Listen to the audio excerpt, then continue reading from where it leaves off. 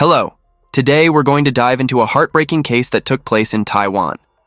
At around 6 p.m., right at rush hour, Mr. Huang dragged himself home after a long, exhausting day at work. All he wanted was to get home quickly and spend time with his family. Normally, by this time, his youngest daughter would have finished school and his wife would have already prepared dinner. He always looked forward to coming home to a warm meal. Mr. Huang and his wife had 4 daughters, with the youngest 2 being twins. He worked as a cement truck driver, while his wife was a seamstress. Though their income wasn't high and the family's financial situation was tight, the couple worked hard to provide for their children. Fortunately, all 4 daughters were well-behaved and responsible. Since high school, they had taken on part-time jobs to help support the family. Photos of their family captured moments of genuine happiness, with 6 smiling faces. The smiles of his daughters were Mr. Huang's greatest source of comfort. But today, something felt off. As he reached the front door, Mr. Huang took out his keys to unlock it, only to realize that it was locked from the inside. He found this strange. His wife should have been home and had no reason to lock the door from the inside. Why was it locked? Maybe she had fallen asleep and locked it. He rang the doorbell, but after waiting for a long time, no one answered. His uneasiness grew. There was no way his wife would take a nap for this long. Feeling something was wrong, Mr. Huang called his wife's phone, but all he heard was the ringing echoing through the house. No one picked up. The unanswered call, the eerie silence, it all felt completely different from any other day. Panicked, he called his eldest daughter, who rushed over with her boyfriend to help. Since they couldn't enter through the front door, they climbed from the first floor to the second floor window to get inside. Once they made it in, they were met with a deep, unsettling silence. Moments later, they found Mr. Huang's wife lying in the bedroom covered with a blanket. Thinking she was just sleeping, Mr. Huang tried to wake her up, gently shaking her. But she didn't move. No reaction. No breathing. Shocked, he checked again, only to realize the horrifying truth. His wife was no longer alive. The family was devastated. Mr. Huang and his eldest daughter immediately called the police and an ambulance, while also reaching out to other relatives. Then, as he dialed the phone number of his youngest daughter, Wang Xiaopin, a chilling sound echoed from inside her room, the ringtone of her phone. Her phone was inside the house. Rushing into her room, they found Xiaopin lying motionless on her bed, also covered with a blanket. Trembling, the eldest daughter pulled back the blanket, revealing a scene of horror. Xiaopin was lifeless, with a deep crimson wound across her neck. Mr. Huang collapsed, wailing in agony. He cried out for a miracle, but it was too late. Both his wife and youngest daughter were gone. The police and forensic team quickly arrived at the scene to investigate the cause of death. Xiaopin was just 19 years old. Mr. Huang's wife was 47. The killer had left deep slashes on both victims' necks. Who could be so cruel as to take the lives of 2 innocent women? Mr. Huang was a mild-mannered cement truck driver who rarely had conflicts with anyone. His wife was a homemaker, someone with very little social interaction, and had no known enemies. Their youngest daughter, Xiaopin, was still in school and lived a simple life. A peaceful family of 6, so who could have had a reason to harm them? At that moment, Mr. Huang suddenly remembered something. About a week ago, around midnight, Xiaopin had told him that she thought a burglar had broken into the house. She recalled that when she opened her eyes, she saw a masked person sitting on her bed. Terrified, Xiaopin screamed, ordering the intruder to leave immediately, threatening to call the police. The burglar fled. According to Xiaopin, he had entered her room and her sister's room. Fortunately, she had woken up in time and scared him off. However, when the police examined the crime scene, they found no signs of forced entry, except for the second-floor window that the eldest daughter and her boyfriend had opened to get inside. Additionally, nothing was stolen. There were no signs of ransacked belongings or disturbed furniture. The doors and windows had no signs of tampering or forced entry. Mr. Huang was certain that when he arrived home, the door was locked from the inside. So how did the killer get in? And more importantly, How did they escape? Could the killer have taken the victim's keys and locked the door from the outside? But if that were the case, why wasn't the door locked with Mr. Wang's key? He had used his own key to unlock it. There was no evidence of tampering. So why were two people dead inside the house, yet the door was locked from the inside? This suggested one chilling possibility. The person who locked the door was inside the house. In other words, unless the killer escaped through the window, they were still somewhere inside. As mentioned earlier, the family had experienced a break-in just a week prior. The intruder had entered Xiaopin's room. Could he be the murderer? But then, why was there no sign of a robbery? Why was there no evidence of searching or theft? And why were all the locks undisturbed? For these reasons, the police quickly ruled out robbery as the motive. Investigators began looking into the victim's personal connections. Mr. Huang's wife was a homemaker, mostly staying at home, making it unlikely that she had any conflicts with anyone. But what about Xiaopin? According to her older sister, Xiaopin had broken up with her boyfriend 2 months ago. However, the ex-boyfriend had not accepted the breakup and was still trying to win her back. The ex-boyfriend's name was Huang Ning, a 20-year-old soldier who had recently enlisted. Investigators immediately took Xiaopin's twin sister to Kai's house. But when they arrived, they were unexpectedly blocked at the door. Kai's mother refused to let them in and even accused them of being scammers, despite the fact that the police were in uniform. Her suspicious reaction only heightened the investigators' suspicions. The situation became even more urgent. Investigators feared that Kai was inside the house, possibly destroying evidence. There was also the possibility that he might try to escape, so the police set up roadblocks at all exits in the area. After more than an hour of standoff, Kai's mother finally opened the door. She insisted that she didn't know where her son was, claiming that he had left the house after being granted leave from the military. The house was large, with only Kai and his mother living there. Police searched the entire home, but Kai was nowhere to be found. The police asked Huang Ningkai's mother to cooperate in locating her son, emphasizing that the case involved the loss of 2 lives. At that moment, Kai's mother looked toward Xiaopin's twin sister, who was standing at the door. Since the twins looked identical, Kai's mother stared at her and said to the police, "You officers must be mistaken. My son's girlfriend is standing right here. How could she be dead?" Xiaopin's sister, devastated, responded, "I'm her sister. My twin is dead." Only then did Kai's family realize the seriousness of the situation.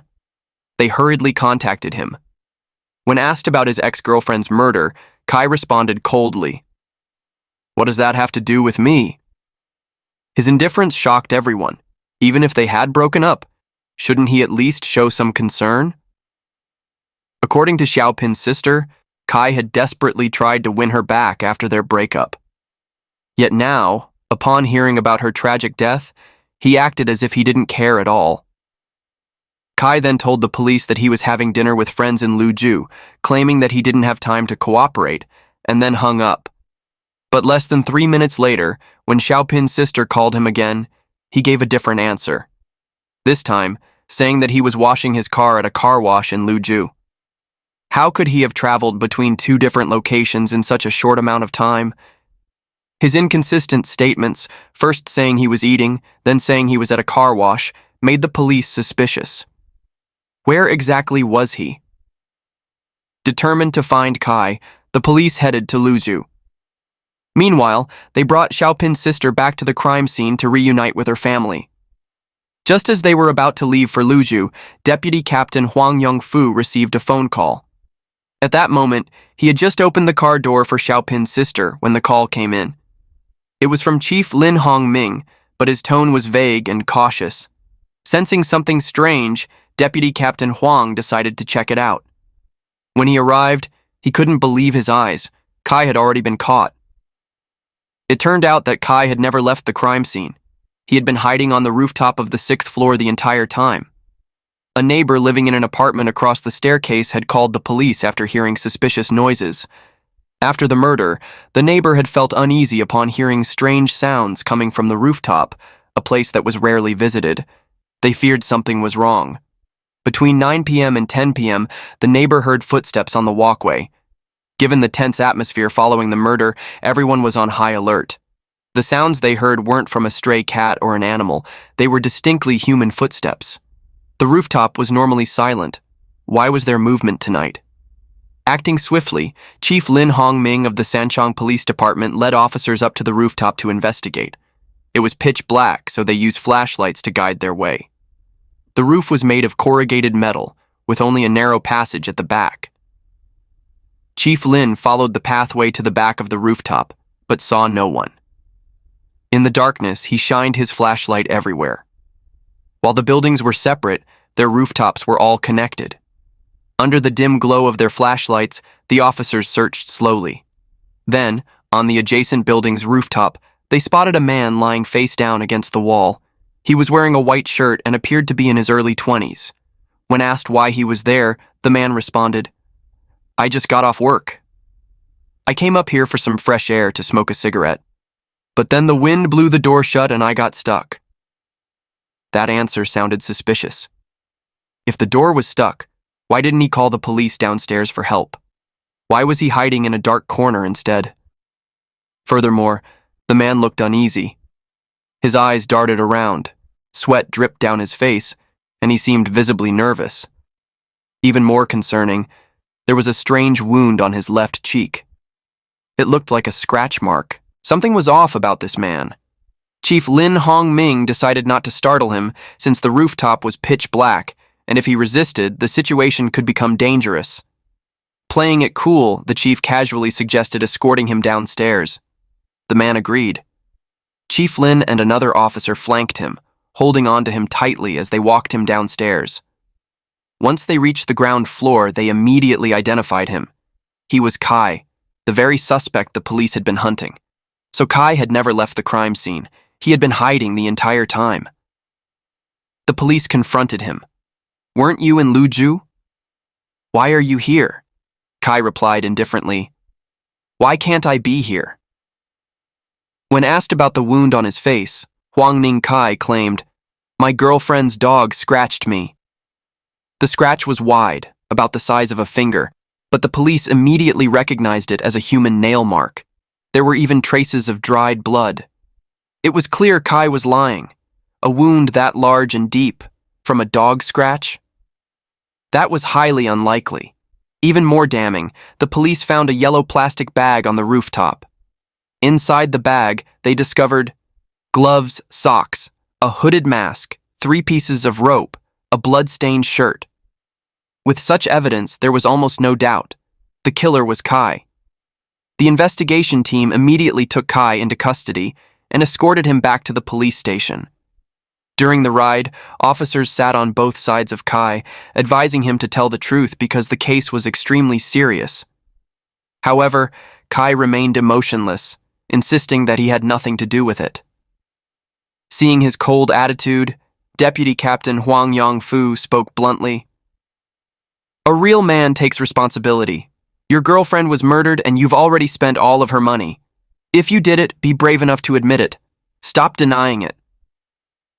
Perhaps it was guilt weighing on him, or maybe he realized there was no escape. Either way, Kai finally broke.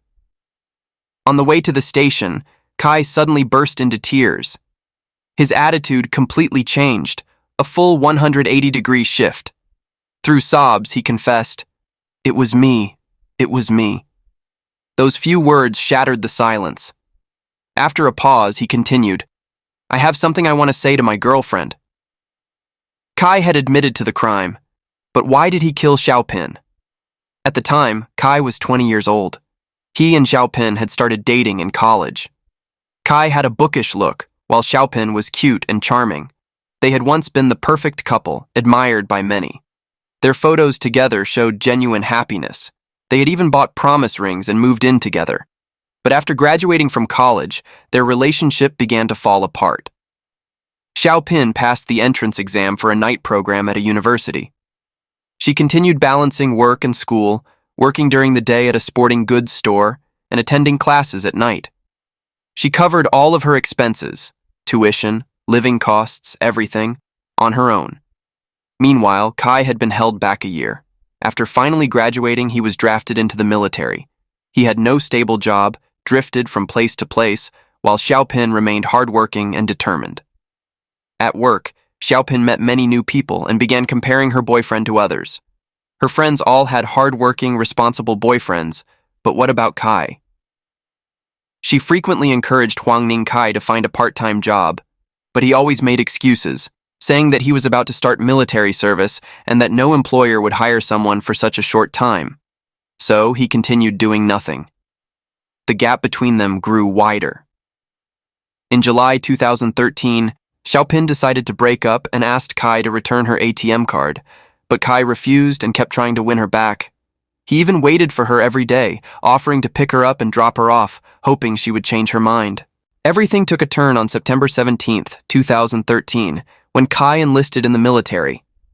The next day, Xiaopin went to the bank to check her savings account.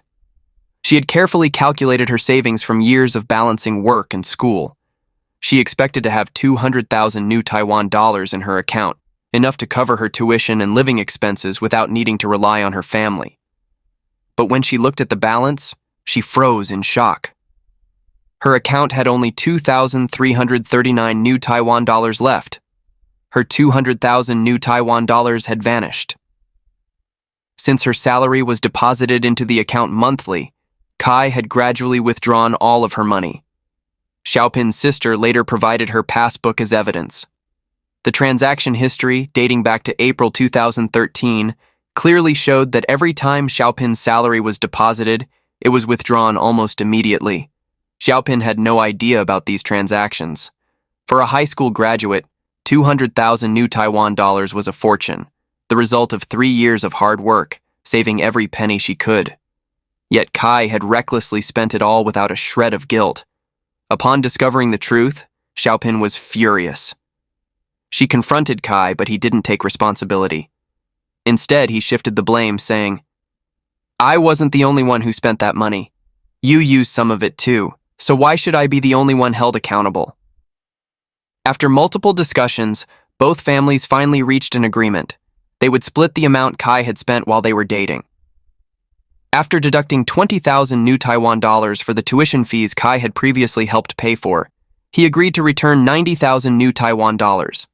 Both sides signed a written agreement, but for Xiaopin, that money represented years of sacrifice. She couldn't accept getting only 90,000 new Taiwan dollars back. She wanted the full amount returned. Kai refused, arguing, "Both families already agreed to the settlement. We signed the papers. I only have to pay back 90,000 new Taiwan dollars."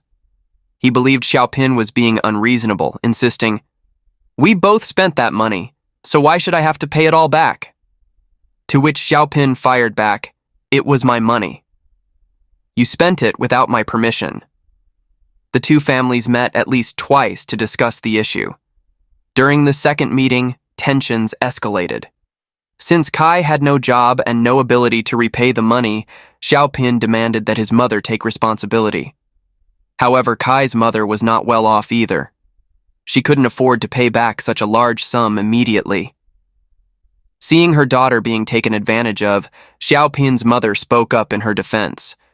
Perhaps her words were too harsh toward Kai's mother. Kai's father had passed away early, leaving his mother to raise him and his sister alone through hardship. And now, because of this financial dispute, she was being scolded, forced to bow an apology, and pressured to negotiate compensation. Kai couldn't understand why Xiaopin was being so ruthless, causing his mother such humiliation. He felt deep resentment. What had once been love turned into hatred. His hatred grew stronger and stronger, to the point that he wanted to kill. At the time, Kai was undergoing basic military training. He had no way to vent his emotions, so his negative thoughts kept festering inside him. Finally, when his military leave arrived, Kai made his decision. He went to a hardware store and bought a hood, gloves, and rope. Then, he headed to Xiaopin's house. His plan was to sneak in and ambush her. He had already prepared a key in advance. During their relationship, Xiaopin had once asked him to help her move, giving him her house key. Kai had secretly made a duplicate. The trust and affection they once shared had now become part of his murder plan. At around 4 p.m., Kai arrived at Xiaopin's house. He knew her family's schedule well. He knew that Xiaopin finished work at 5 p.m., and after tidying up at home, she would leave for night classes. This gave him enough time to prepare everything. Using the duplicate key, Kai entered the house. Inside, he saw Xiaopin's mother taking a nap on the couch. Even though someone was home, Kai didn't back down. He remembered how Xiaopin's mother had once looked down on his mother, disrespecting her. Furious, he approached her and strangled her with the rope. She struggled in terror, and in the struggle she likely scratched Kai's face, leaving the distinct wound on his left cheek. Within just a few minutes, the house fell silent again. After killing Xiaopin's mother, Kai stayed in the house for about an hour.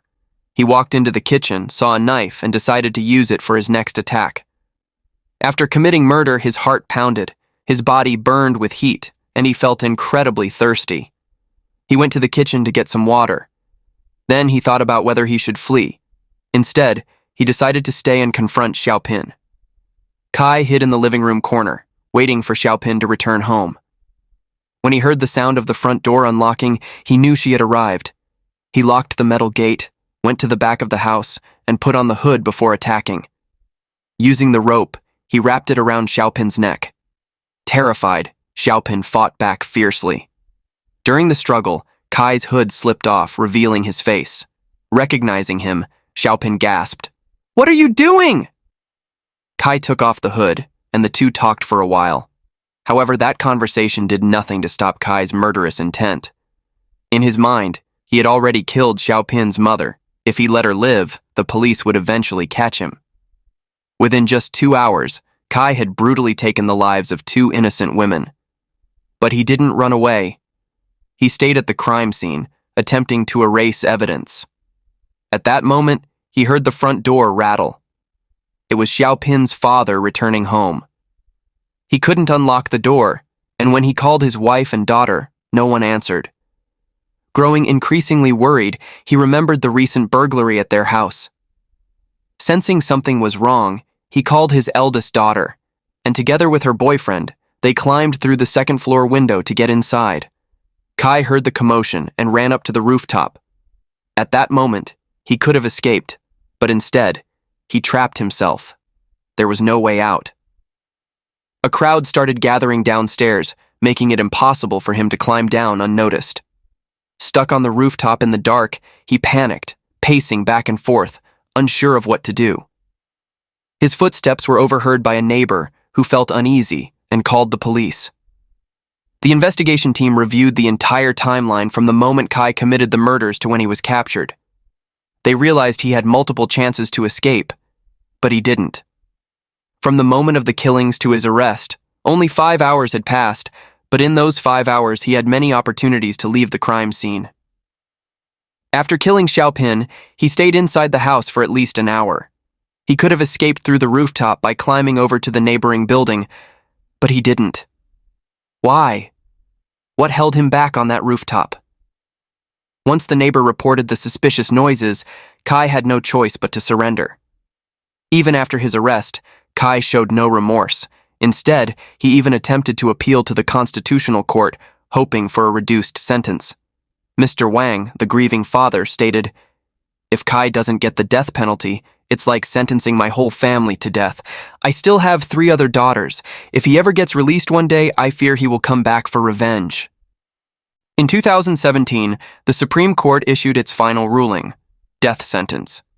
This was only the second death sentence handed down under President Tsai Ing-wen's administration. When he committed the murders in 2013, Kai was only 20 years old. By 2017, he was still under 30. He was the youngest among 38 death row inmates awaiting execution.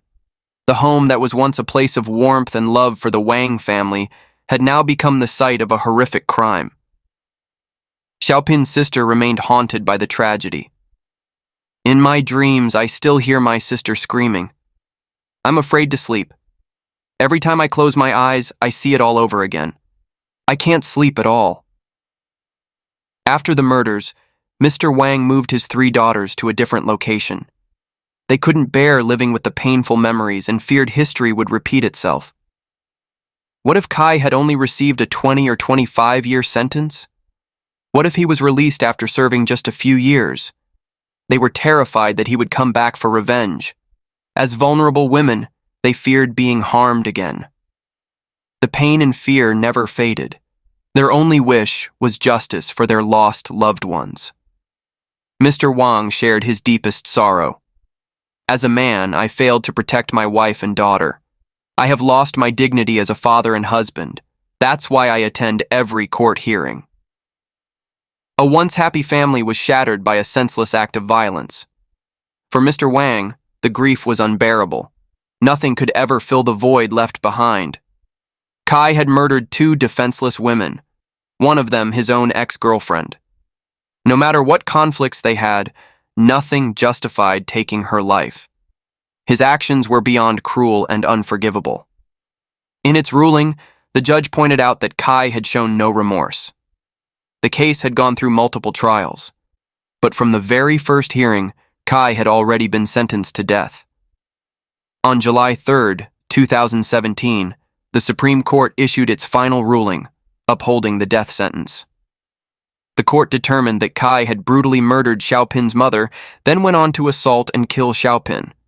His actions were deemed especially heinous and unforgivable. A death row inmate had been sentenced to execution, so why was the sentence not immediately carried out?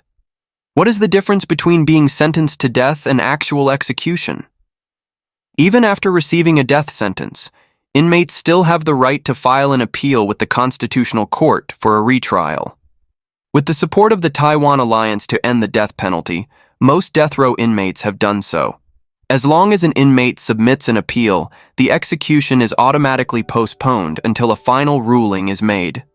Legally, this is a right granted to prisoners, but for victims' families, it is a prolonged form of suffering. Not only Huang Ning Kai, but most of the 38 death row inmates awaiting execution in Taiwan have also filed for retrials.